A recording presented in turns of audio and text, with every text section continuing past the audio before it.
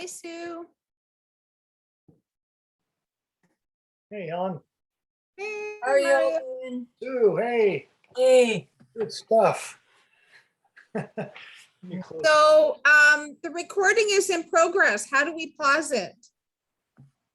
you should be able to just go up and hit the, like, go to the recording. Oh, it's not. Welcome. Thanks to everyone for joining us this evening. My name is Helen Vasilakis. I'm a resident of the Junction for the last 25 years. I'm the co-chair of the Junction Residents Association, and I will be helping out this evening with keeping track of everything, hopefully. We have today joining us Patrick Miller from Community Planning at the City of Toronto, Councillor Perks, which many of you already know, Councillor of our ward, and Chris Hascom, the Executive Assistant to Councillor Perks as well. And we also will have Mario Silva, the other co-chair of the Junction Residents Association, speaking to the role of the Junction Residents Association. I'd like to start off the evening with our land acknowledgement, and then we'll go right into it. We recognize that we live, work, and play on the traditional territory of many nations, including the Mississaugas of the Credit, the Anishinaabe, the Chippewa, the Haudenosaunee, and the Wendat peoples, and is now home to many diverse First Nations, Inuit, and Métis peoples. We acknowledge that Toronto is covered by the Treaty 13, or the Toronto Purchase, which represents a sovereign relationship between the Mississaugas of the Credit with the Crown. We recognize that the original caretakers of the land and the enduring presence of treaties that guide the relationships between nations with the land for past, present, and future. We are here to work together to build a healthy, caring, and vibrant community where all people can thrive in the present and for generations to come. And with that, I will just quickly go over with the purpose of this meeting this evening. The purpose is for this meeting is to provide the community members with the opportunity to learn more about the Ontario Lands Tribunal process, which used to be called the LPAT process, and in particular related to the Gairloch development at 3194 to 3206 Dundas Street. The format will be mostly a Q&A. Some of the questions have been collected by email ahead of time, and then we're going to invite attendees to enter some questions throughout the evening in the chat. We'll start off with, as part of the introduction, Mario will start off by going over some of what the Junction Residents Association role is in relation to development and the OLT process. And then we'll go to Patrick, and Patrick will give us an overview of the project to date and outline sort of the next steps. And then Councillor Perks he'll be here to answer all our questions and to let us know whatever Councillor Perks would like to share with us. He'll have a few minutes as well to engage with that. There are just a few housekeeping items that we have. Attendees will be muted throughout the meeting. Accommodations for speaking will be made for accessibility purposes only. Given the duration of the meeting, we'd like to get as many questions in as possible. So that's why we're sort of being really careful about that. If we do have a few questions via email, and the rest will be through the chat. The email will be recorded, as I had mentioned earlier, and will be made available to everyone afterwards. So if we're ready, Mario, you ready to say a few words? Yeah, thank you very much for that, Helen. Just by way of introduction, Mario Silva, I'm the chair of the Development Committee of the JRA. I come along this path with Helen and the rest of the board members by way of new founding of the JRA. I was with the Runnymede Village Residents Association, which was a small neighborhood nestled just west of the Junction. And we thought it was in our best interest to join with the JRA and hope to do the very thing we're doing now. I think there's strength in numbers, and I was fortunate enough to secure a relationship with these wonderful people at the JRA board, and I'm hoping with participation from our neighbors and everybody within the community, we can enhance our community and participate in a variety of initiatives that I think we have before us. And one of the interesting things about the developments, they tend to be the catalyst for much of the change that occurs. We start to revisit our options in terms of what we would like to see happen here. And it forces us as board members to go back to the mission for the association, and probably the most important thing, and that is to serve our neighbors, provide a forum for a lot of discussion, and keep this as transparent as possible. So there are a couple of principles, or a few, I just wanted to raise that I thought were really important for us to bear in mind as we go forward, both in this forum here, which is only an hour. So I'm going to do this really quickly, and going forward in terms of our relationship with one another and officials. One is we facilitate community engagement. We accept and respect the legislative framework that exists to secure community feedback. 3, we work with the city's plans and policies because that's what's been approved. They've been publicly vetted, they've been endorsed by council, and we have to respect that. Number 4, we recognize that city officials are stewards of plans and policies that guide the development applications. That's an important element to consider here because this is a process, they're stewards of that process, and through no fault of their own, they have to defend those junctures that arise, that we need to seize an opportunity to provide feedback where we think they need to hear from us. But the most important thing I think that we need to do as an association is to advocate for positive change and recognition of social, environmental, physical, and political context in which we live. So that's an important guide for us here tonight. And that's where I'd like to leave off and start the evening by way of entertaining questions from, I think you've got some, right? Oh, by the way, I think the questions to start off with, Helen, our colleague Raj, he's a member of my development committee. So he's got some good questions to raise, and you want to start off with that tonight, and then we can take sort of the responses from the chat, from the attendees tonight, and any new questions we can entertain after we've allowed Councillor Perks an opportunity to respond to the questions. I can't hear you, Alan.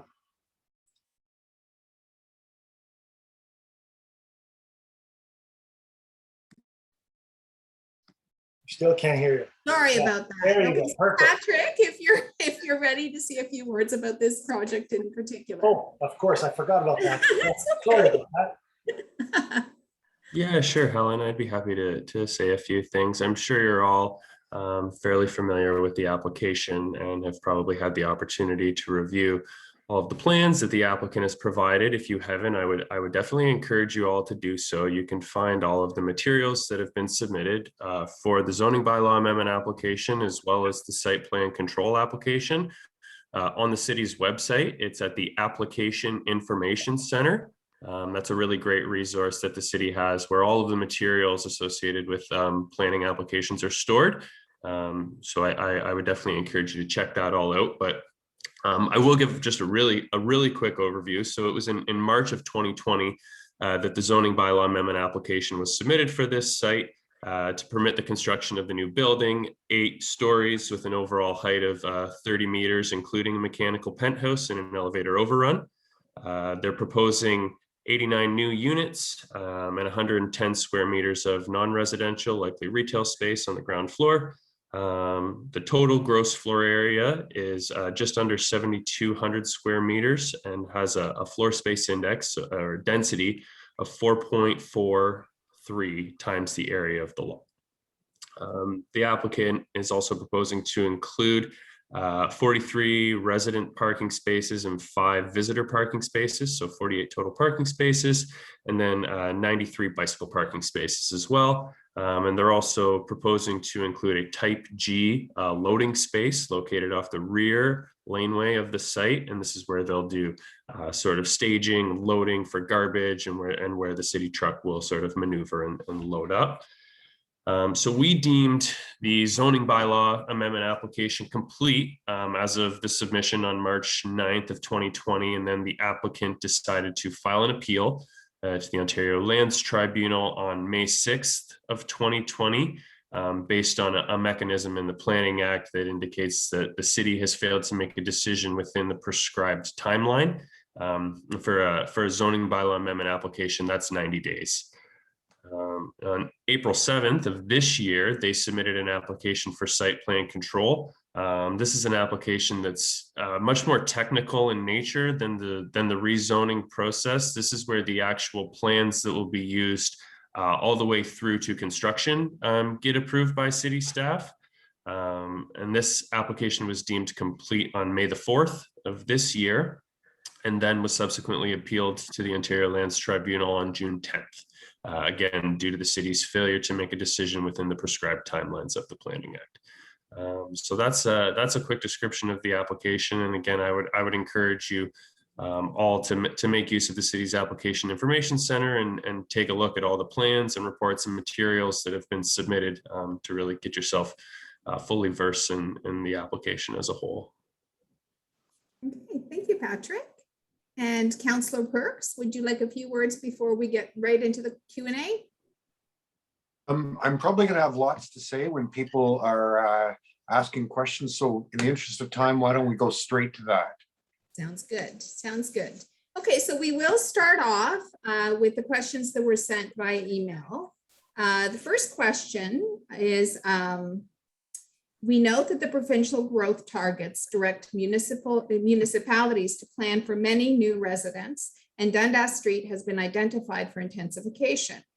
But isn't there a need to balance that with existing fabric of the neighborhood and the vision and desires of current residents? So the answer I would give here is yes.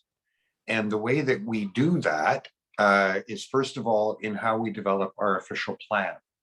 So the whole idea behind the official plan is to figure out how to balance the need for growth with the issues facing local residents.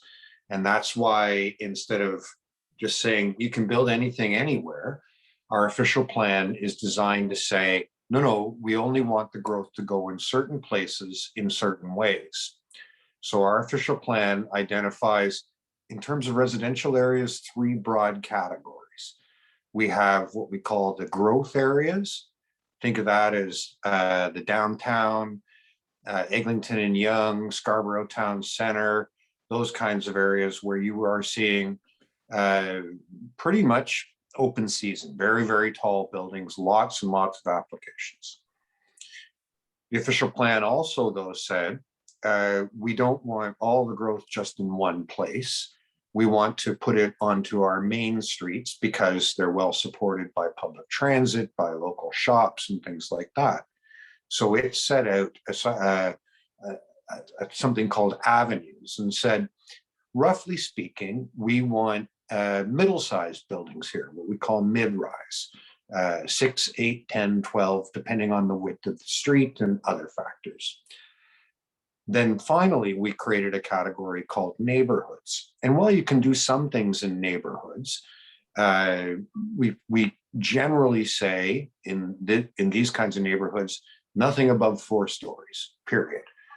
So already built into the planning framework is an effort to try to balance the need to have growth with the needs of the local community, so that we don't just wind up with open season and things like what happened many, many years ago on Jameson, where, you know, developers just bought up single family houses, plowed them into the ground and built a bunch of apartment towers.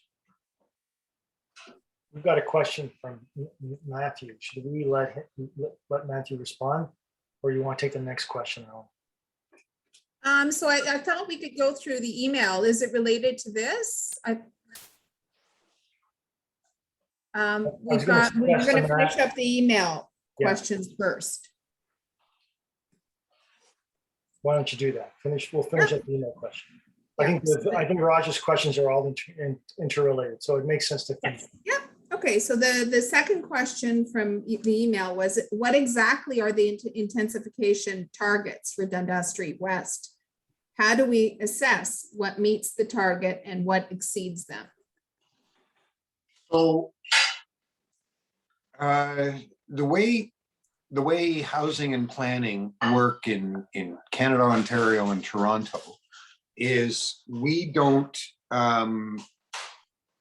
as a city say this property must be developed to this much on this timetable.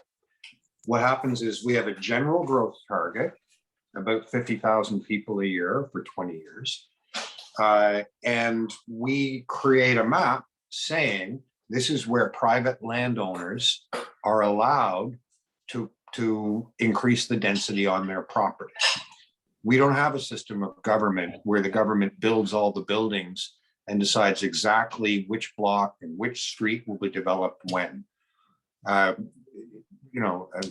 People are welcome to debate whether government should have that role, but in Canada, most development is done by private landowners based on whether or not they think they can make a profit. What our plan does is scope what the rules are for that development. And as I said, the rules on Dundas are that you can build a mid-rise building there.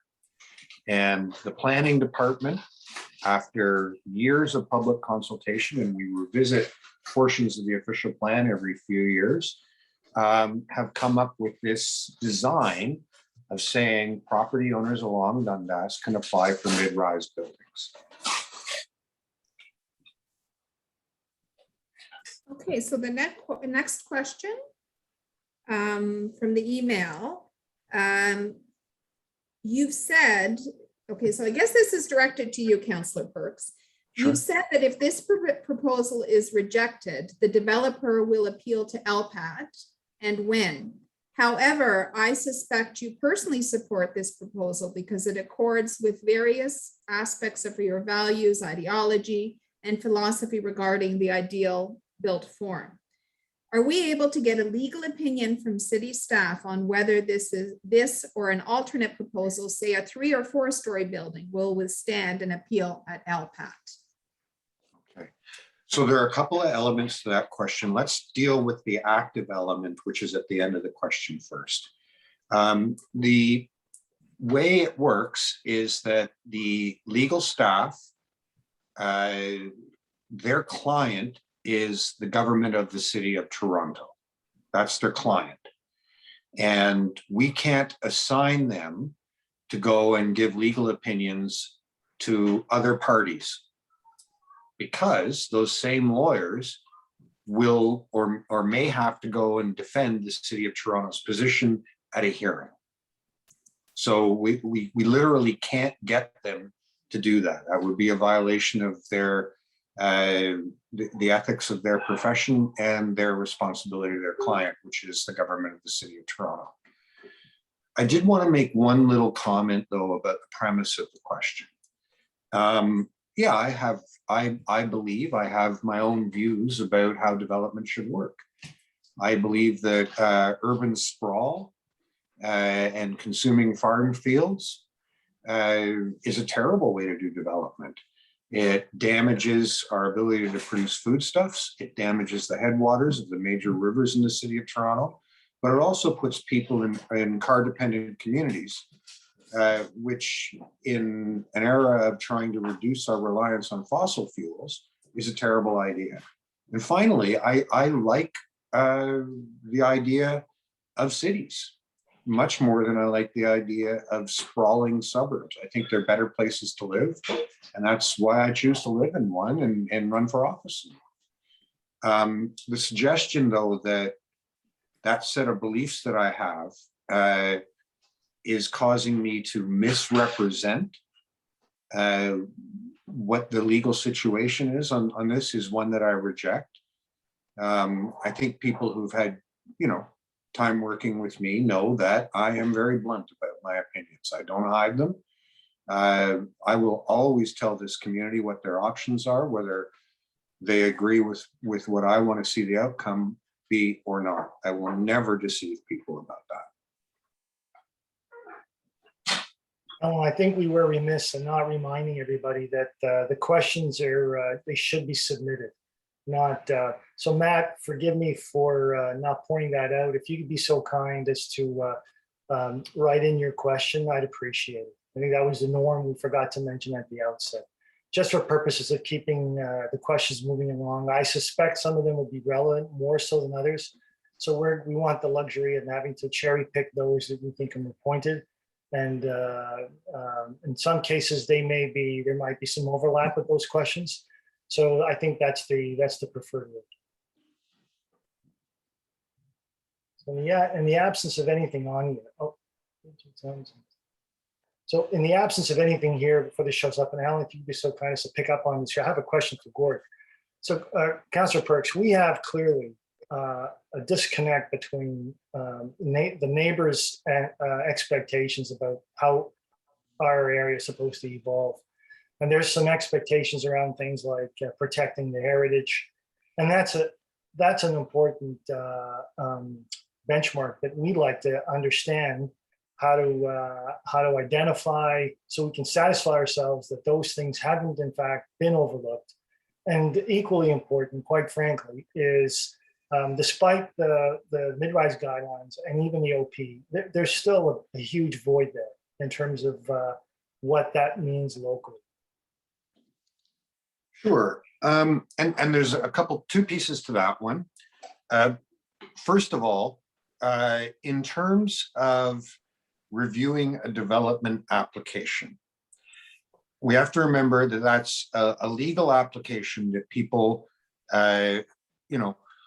do with an expectation that the official plan will be followed, that the Provincial Planning Act will be followed, that the provincial policy statements will be followed. One of the pieces of law around that is the Ontario Heritage Act, and it gives council and the community something to rely on in terms of conserving the city's heritage. The city has worked hard to try to take a broader interpretation of what that means. Traditionally, it has meant things like this particular building, a former prime minister lived in it, or it was made by a famous and notable architect, or something like that, limited to buildings. The city has been gradually expanding on that definition, but we have to do it within the context of provincial law. So we do some heritage studies. I've had two done, one on Roncesvalles and one on Queen, on avenues like this one. You can say that you have some wonderful heritage buildings along the street, and that new buildings that come in have to speak to that. And they speak to it, for example, if there's a typical height, that the buildings that come in that go above that height have to step back so that the eye is drawn to that typical height that's historical. What it doesn't say is all other planning rules go out the window, and because we have some 3-story buildings, we never build anything above 3 stories. That's not anything that the heritage legislation or the planning rules give us the luxury to do. The second piece, in terms of process, Patrick, who's here, is a community planner responsible for a number of files here and elsewhere in the city. And whenever an application comes in, Patrick sort of becomes the quarterback for a team of public servants who review each application. The traffic engineers look at it, the solid waste management staff look at it to make sure there's a way for garbage trucks to get in and out. And one of the departments that gets circulated in every instance to check if there's anything in their records or any issue that they have is our heritage preservation staff at the City of Toronto. So they've looked at this one and they've provided Patrick what advice they think is relevant on this site. There's another, Helen, have you got any questions on the email? Yeah, questions, Steve? there is starting to come in from Sue F. Are we able to represent ourselves at the tribunal? How Very can we good question. present our side as a homeowner? Very, very good question.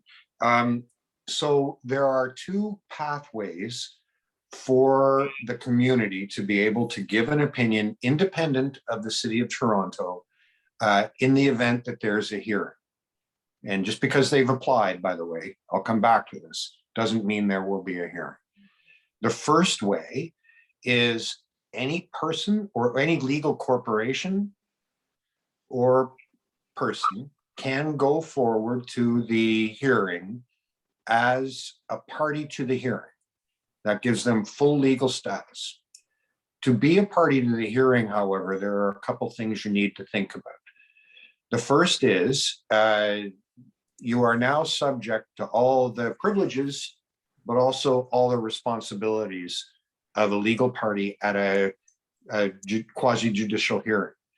One of them is that you must be represented by counsel. A second, applying to the Land Use Tribunal or the Ontario Lands Tribunal, is that you must have witnesses who are qualified to provide evidence. Or in this case, there are a set of practices at the Lands Tribunal. If you want to give planning advice, the building's too tall, it's in the wrong place, you have to have a witness who can say that for you, who is a professional planner. If you want to give evidence about heritage, you have to have someone who's got the right credentials to offer advice on heritage, et cetera, et cetera, et cetera. These witnesses, because the preparation and the hearing time are significant, will charge you money, as will your counsel. I can't give you an exact figure, but it's in the low to mid tens of thousands of dollars, depending on the length of the hearing. The second thing you need to be aware of is that you also have to have your case presented in a way that meets their standards and isn't just wasting the applicant's time. If you do that, the applicant can ask the tribunal to rule that you pay all of their costs of the hearing, their lawyers, their expert witnesses, and so on. It's not a very fair process, but that's what it is. The second way you can participate is through what's called participant status. And that's always been sort of a distant second in terms of the influence you have, but Premier Ford has made it even worse. Basically, being a participant at the Ontario Lands Tribunal means you're allowed to write a letter. And the tribunal officer can take it or leave it. They're under no obligation to treat it particularly seriously because you don't have legal standing there and you aren't one of the sworn experts giving testimony at the hearing. I'll be very, very frank. The way planning law works in the province of Ontario, property owners have an awful lot of rights. Municipal governments have some rights, and community groups and neighborhoods and individuals have almost no rights. That's how the province has set it up. Does anybody have any questions to post on the chat? Yeah, there's some more coming in here. There's a question for Patrick from Mark Lafleur. Can you speak to how the city has responded or will respond to the specific issues the neighborhood prioritized with regard to the development, height, angular plane, privacy, and laneway livability and traffic? Sure. So as part of our planning application review process that the councillor was speaking to, When the submission is made, we do a circulation to all of our internal groups and then some external divisions and agencies as well. And one of those groups is our urban design group that's generally made up of either urban designers or architects. So it's this group that's responsible for reviewing the application for a number of those items that you listed: height, density, setbacks and stepbacks, as well as the city's guidelines. So this applicant has now made 2 full submissions prior to filing their appeal, and we have provided sets of comments and feedback, comprehensive sets of comments and feedback on their proposal based on the city's guidelines and policies. Now, in addition to that, we've also had one formal city-led community consultation meeting, as well as a pre-application community consultation meeting where we've listened to comments and we've listened to questions from members of the community regarding this development proposal. Now, I have a log where I've kept track of all of these comments and all of these questions, as well as the items that were raised during the meeting and submitted to me via email. Now, all of this feedback helps to inform our position on the application in the context of the city's policies, and this helps to inform the feedback that we give to the applicant on their proposal. Like I said, we've given 2 rounds of feedback on this, and we weren't able to reach a agreement, I guess you could say, with the owner of these lands, and they took the steps and made the decision to file their appeal to the Ontario Lands Tribunal. So our feedback is based on the in effect city policies, as well as all of the feedback we received from you, the members of the community.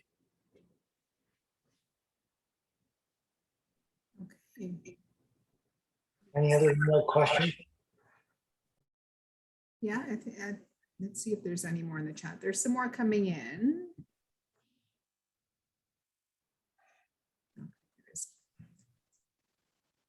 We have a lull. Is there anything else that anyone would like to add to any of that?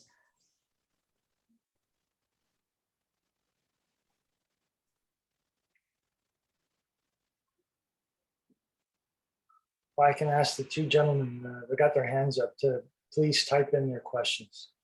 Yeah. Then we would have. There's a question here from That would be Ron. good. Then we'd have a question to ask. Can we get access to the city provided feedback? This is follow up for Patrick. So if Patrick wants to add something after I say some words, then sure. First of all, the city has formally reported on this application in writing twice, so those are both available. Also, as Patrick mentioned, if you go onto the internet and just type in the address and then Application Information Center, you will get not only all the paperwork that the applicant has submitted, but you will get all the responses that the team Patrick leads have provided. So that's all publicly available. Councillor, those comments addressed to the applicant aren't on the application. Oh, sorry, but no, the formal response. Yeah, but all of the reports are, and we are in the process of preparing a report that's going to outline the city's position and request direction from the members of the Toronto and East York Community Council going into the appeal. If I could add one thing. Oh, I've got an echo. If I could add one thing, there is a nuance here that I think it's important members of the community understand. So the Ontario Lands Tribunal, because it's a legal hearing, creates a circumstance where the applicant can go to the city and say, okay, we're prepared to concede this if you concede that, and try to come to an agreement to avoid a hearing. There are 2 ways they can do it. They can do it with what's called a with prejudice revision, in which case they say, we're willing to put this on the public record. The hearing officer can see that we made this offer. It's public. The other is what's called a without prejudice proposal or a conversation. In that case, what the applicant has the right to do is say to the city, listen, just between us, I'm willing to make this change if you're willing to make that change, but I'm not going to make that public, because if we don't agree, I want to retain my rights to fight for what I originally asked for. The city is legally bound if an applicant brings without prejudice suggestions to not reveal those unless we come to an agreement. It's important people understand that. And that Patrick, the city lawyers who are advising him, they're bound by confidentiality when there are without prejudice conversations going on. There's a- Okay. Yeah, we do have another question related to some changes to the original proposal. The question is, if the city changed something on the original proposal due to what they want to see, for example, the entrance of the loading area from the front to the back, and it goes against what the residents want, how can the residents have this addressed? So there are a couple of answers to that. One is, as I explained before, the community can decide to seek party status, and that, but as I pointed out, that has costs and consequences. Similarly, you can offer participant advice, but as I said, that has limited, limited impact. The other thing, of course, is that Patrick and myself and everyone else take very seriously what we hear from members of the community. We have to put it in a context, though, of if we get 50 different requests for community members, sometimes meeting one will mean not being able to meet another because you can't get both. And I need to keep emphasizing the point that at the end of the day, it's the Minister of Municipal Affairs and Housing who has legal authority to control development in the province of Ontario and the city of Toronto. And he has established, well, his ministry long ago established this tribunal to hold hearings, to rule when local municipalities and developers don't agree. So our opportunity as a city and as a community is to try to get to yes without going to that tribunal and giving up our ability to make a decision. But we can only do that if the applicant gets to yes with us. If we don't get to yes with the applicant, the city no longer has decision-making authority. Okay. All right, so we have another question come in. So Councillor Perks, we'd like to know what your vision of the junction is. And this is a question from Mark. Sure. How much time have you got? I mean, we want to hear Helen, what your vision of our neighborhood is. Sure, yeah. Helen and Mario, we've had, I don't know how many meetings now on a broad range of topics about the future of the junction. And it goes from everything to, do we have enough open green space for kids to play in? Are we providing good schools? How are we managing the traffic in the area? How are we attracting business so that people can shop locally and have a range of choices? How are we making sure that the infrastructure in the area gets reinvested in? And how are we managing development in a way that helps to meet all of those goals? As I said earlier in the meeting, I believe deeply in cities.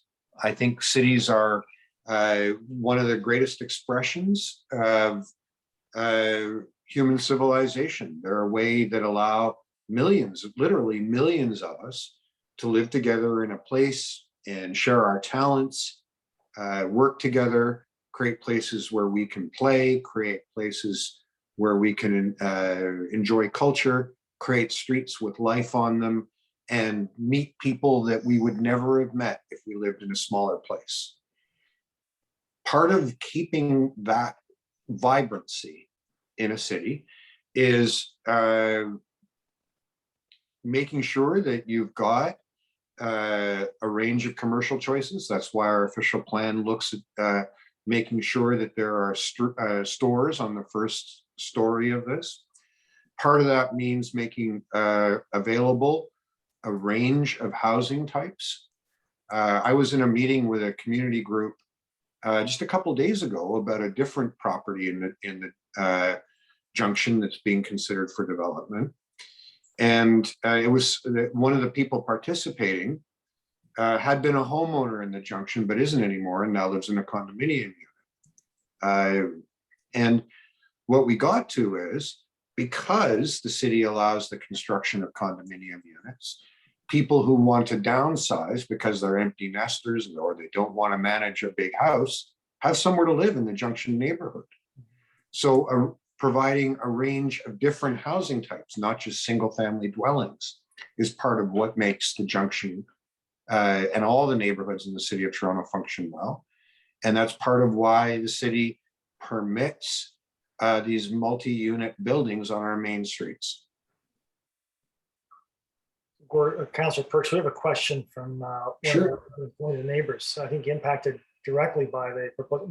Matt is asking, can the councillor organize a fund and pay for a defense to hold the developer to the mid-rise guidelines and go to trial and beyond? The community needs help. So, hi, Matt. We've had a lot of talks about this over the time. So this is a tricky and difficult question. In a way, I have two identities, right? I am your member of council representing you, and I swear an oath of office to represent you in a way that is in accordance with all the laws of the land, right? And that puts certain constraints on me. I can't go out and deliberately subvert the position taken by the city of council using legal tools. I can fight it out at council, but I can't sort of privately do two things at the same time. I'm a member of council. The other thing I can do is work with community to help them build power for themselves in moments like these. And that's what I'm trying to do right now, is give you a sense of what the planning issues are here, give you a sense of what the legal context is here, and give you a sense of where the opportunities for change are. And I hope I've been doing that effectively. What I can't do is pull money out of the city budget to help somebody take part in a legal process in a way that is arguing for a different outcome than what the city wants. You can't really, like, it's a waste. I would never be able to convince my colleagues on council that we should spend money on two different sets of lawyers who have two different opinions, and two different sets of planners who have two different opinions. My colleagues on council would say spending public money to fight public money is a waste of public money.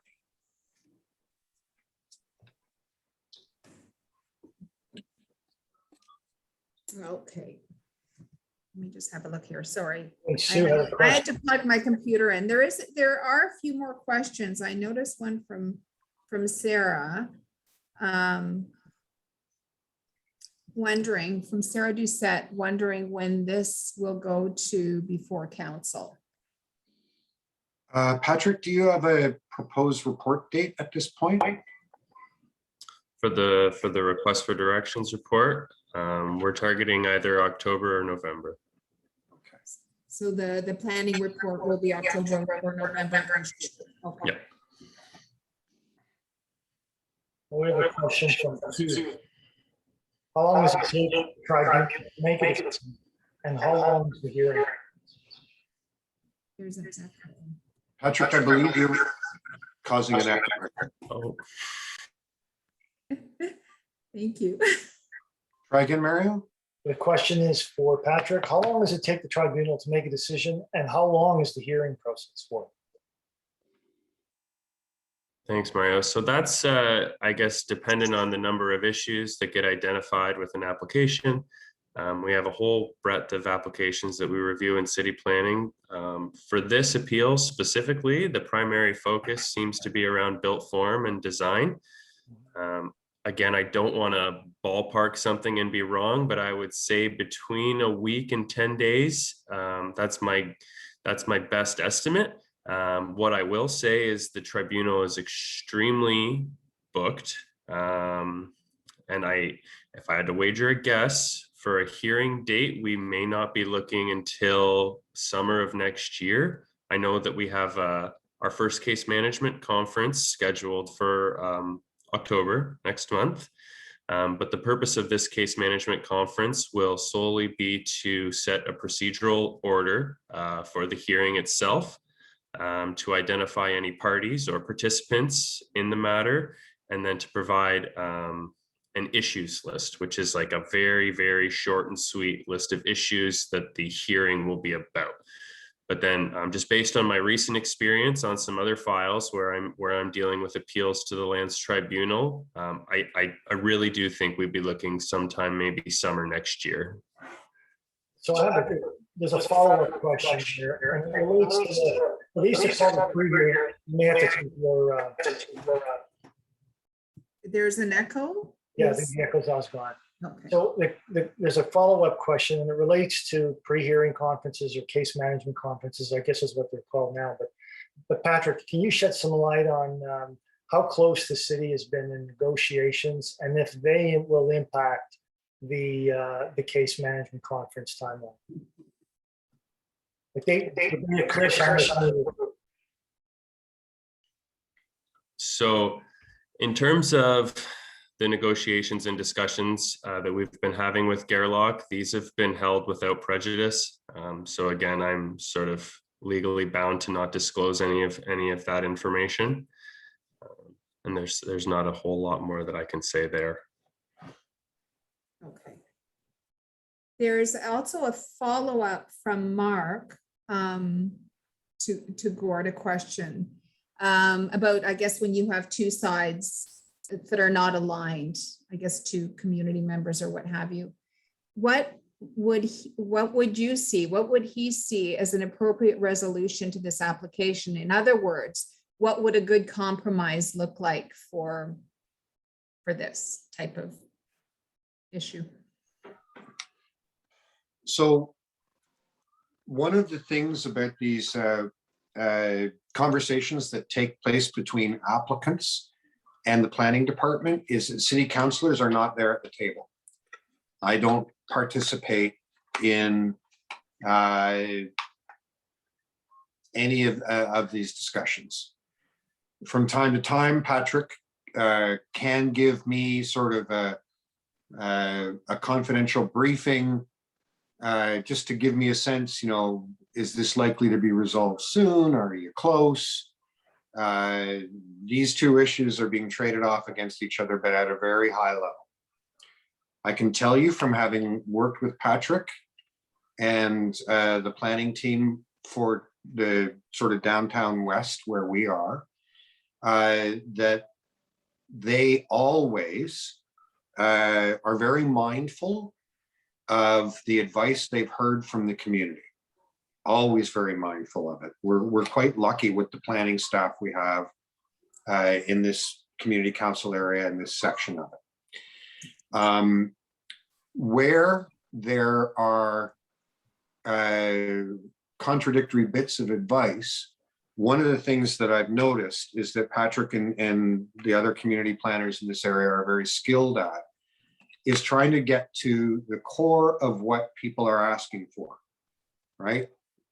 What do they really want here? What do the two sides really want? And trying to find a way to get those core issues dealt with. Maybe not exactly the way the community members have asked for, and maybe in a way that sort of blends a couple of different threads together, but they are mindful of it. Okay, there's another question coming in, well, from Mario, related to an avenue study. Would an avenue study provide clarity on what the mid-rise guidelines look like in the junction? They would help, but I will tell you right now, I've got an application elsewhere in the ward where we did an avenue study. An applicant came in with something that was different from what the avenue study wanted, and we went to a hearing and we lost. I've had another one where the city won, but now someone has come in with a new application, which again violates the avenue study, and they're completely within their rights to ask for that. The avenue studies are something that gives some additional weight to the city's position, but they are not considered to trump Ontario planning law, the provincial planning statements, or the Places to Grow Act. All of those sit above things that council passes like avenue studies and mid-rise guidelines. And any applicant who wants can go in and say, to meet the Places to Grow Act requirements and the Planning Act, the province of Ontario, we think that this avenue study is wrong in these particular ways. And we have to remember, this is not like a traffic light, where if it says red, you're not allowed through the intersection. That's not how the city's official plan works. It's not how our avenue bylaws work. It's not how the mid-rise guidelines work. They're not a traffic light. They are sort of a manual for the driver. And the driver, from time to time, might ignore what's in the manual. So we have another process question here. The planning department submits a report in November. Does that delay the case management conference? Will that push it back? No, the case management conference is scheduled and will proceed as scheduled on October 19th. If planning does submit a report for Toronto East York Community Council in November following, we will go to the case management conference without formal direction from Community Council, which is not unheard of. It does happen in circumstances where we aren't able to finalize a report and bring it forward prior to that case management conference being scheduled. So the case management conference will proceed regardless. There's a question about, I guess, from Jim Baxter, asking if an HCD is better than an avenue study. I would assume I'm assuming that's what. In legal terms, I would say no. I would say that an HCD has a very, very narrow set of questions that it can look at. Very narrow. And that narrow set of questions don't look at things like density or height or loading or any of those kinds of things. It's a very narrow set of questions. So what the city has been trying to do, and we've done it successfully on 4 or 5 locations, 2 of the most recent ones in our ward on Queen West and on Roncesvalles, is to tie the 2 processes together so that you get a zoning bylaw, you get a heritage listing of some properties, but you also get design guidelines which blend the pieces that your heritage work gave you with the pieces that your avenue study gives you, and you get design guidelines like we've done on Roncesvalles and Queen. They're tailored in a very specific way and bring both things together. But if you just try to get a heritage conservation district on an avenue without an underlying change in the design guidelines or the zoning bylaw, you haven't achieved very much. Question for Patrick. It's related to a procedural matter at the case management conference. Will the invitations be circulated? Can anyone call into the case management conference? Patrick. I believe so. If you intend to request party or participant status, I would suggest you reach out to the Ontario Lands Tribunal planner on the Ontario Lands Tribunal website. They'll be listed where the case management conference details were posted, and they're usually quite receptive. So I would encourage you to reach out to them.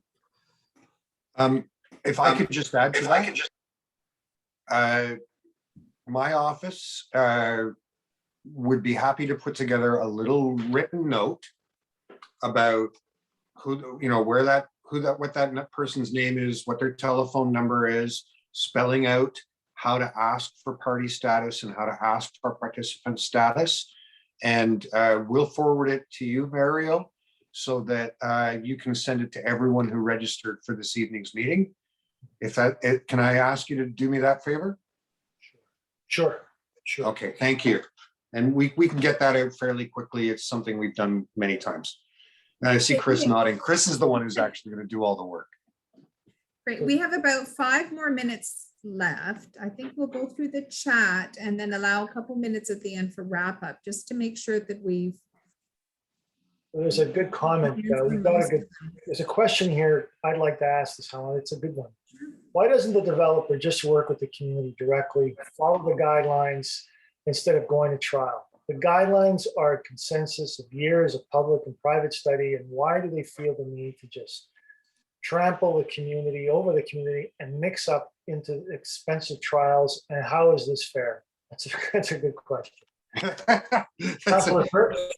This is the one that keeps me up most nights. We have to remember that in Canada, people's rights to do what they want on their property, including build on them, have a much higher place in law than a community's ability to tell one of their neighbors what they're allowed to do on their property. That's just a Canadian legal principle. Any property owner has the right to do stuff on their own property, and your neighbors can't tell you no. And what planning law is an attempt to put some limits on that. But we should never, ever be fooled. Planning law does not say that communities have the right to tell developers what to do. It also does not say that the developer has to make the city happy or the community happy. I mean, honestly, if the developer had to make us happy, we'd be doing a whole different kind of planning, and the conversations would take place in a very different way. But the fact of the matter is that the developer, and the other piece is that in Canada, the way that properties get developed is with private investment. Very, very, very little of it is done by a community coming together through its city or federal government and deciding we would like to develop affordable housing over there. I think that's wrong, that we rely so much on the private interests of individuals who own land to build all of our housing. And I've advocated for years, with some increasing success, that we need more public investment that we control. I have some projects going on in the ward where we're doing just that. But compared to the scope and scale of what for-profit developers are doing, it's very small. I agree. For the sake of time, Helen, will we get chopped off here in terms of our time limit? No, we won't get chopped off, but there's one more final question that we can ask, and then we can just do a quick wrap up. Okay, there's a follow-up question. How will loading garbage, additional traffic in the laneway impact future laneway housing for those residents directly north of the development. So I guess this can be directed to either Patrick or Councillor Perks. Patrick, why don't you start? Sure, thanks, Councillor. So the loading scenario that's currently proposed off the rear laneway will have no impact on anybody's decision to propose laneway housing on their own individual property. This ties back a little bit to what the councillor just said about an individual's property rights. If you have a site that is appropriate and meets the guidelines for laneway housing, there's nothing that this proposal or the loading scenario will do to impact that. I understand, and I did receive quite a few emails about the loading scenario being moved from Dundas Street West to the rear of the lane. And I responded to all of them saying that this is in alignment with city policy. Where we have rear laneways, this is where the city has indicated where loading should take place, as opposed to an avenue like Dundas Street West. Can I That's ask it. a follow-up for that? What is the city's rationale for having that? Because our laneways are public spaces. So that's a bit of, what is the rationale for needing them to be coming through the back? Just so I have a So better understanding. I'll take a quick run at it. Sure. And it can go to Patrick if you want. So it has to do with the way that overall we try to organize neighborhoods. We like neighborhoods to have access to thriving and exciting main streets, right? We don't want to be like the suburbs where nothing happens on the streets and you get in your car and you drive somewhere else to do your shopping. So we try to make sure that those main streets like Dundas are set up in a way that local businesses and street activity, cafe TO, all of these kinds of things can succeed. And that means that what we don't want to have happen is have Dundas be a whole bunch of loading spaces, right? You don't want the loading spaces interfering with someone taking a stroll down a main street. So wherever we can, we try to get loading spaces off the rear of the building in a laneway so that the front of the building, the street, is engaging and lively and thriving and businesses can do well so that neighborhoods have access to small business. Okay. Okay, so I think we've tried to get to as many questions as possible. This new virtual world for meeting, I hope we can meet again in person and be able to answer even more questions. This is a tricky format. Thank you everyone for coming. Mario, did you want to just wrap up and have some final? Yeah, I think a takeaway from this tonight will be clearly there's much to learn by engaging in the process, and there's much to be achieved by working with the councilor's office and working with us. The JRA has been as supportive as we can possibly be. And if there's one thing left to do, Councillor Perks has promised to share that list with us, and we'll share the information with the neighbors, those attendees here tonight.